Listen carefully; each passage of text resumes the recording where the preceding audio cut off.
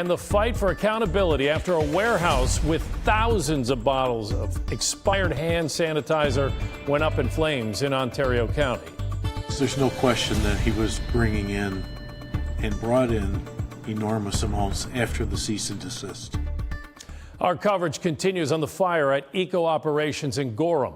Town leaders, first responders, and environmental protection agencies gave us an update today. Investigative reporter Jennifer Lukey learned today there never should have even been a single bottle of hand sanitizer on that property, let alone hundreds of thousands of them. The town, the DEC, the EPA all tell me that the owner of this property did not have any permits that would have allowed him to store or dispose of or recycle in any sort of way any hazardous materials. They had warned him, told him to cease operations, even had started a lawsuit against him before this fire happened. But they say he continued to bring materials here and to store them. This is what Eco Operations looked like a month ago. You can see the building itself surrounded by pallets of hand sanitizer. And the town supervisor tells me pallets were stacked up inside the buildings too. So when the fire started this weekend, it didn't take long to spread. Hundreds of firefighters from 4 counties fought the flames with foam. Thankfully, the wind was with them and didn't carry the fire anywhere other than this property. A property the town of Gorham and the DEC and the EPA had been trying to get under control for months. You personally think there might be criminal liability here? I hope so. This man needs to come forth and he needs to be held accountable for what he did.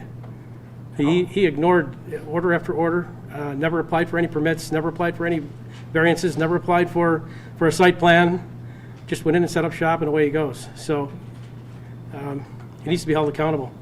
Any of you up there heard from the building owner since this fire? Is he cooperating with your investigations? The sheriff's office has not. Anybody else? No. The EPA did tell me that an attorney for the owner, Edward Zaidman, has allowed the agency on the property to weigh the environmental risks of the fire. In doing so, they found it's unsafe right now for any recreational use of Flint Creek. Today, we saw dead fish floating in it. Zaidman has not returned any of our calls or emails for comment since the fire.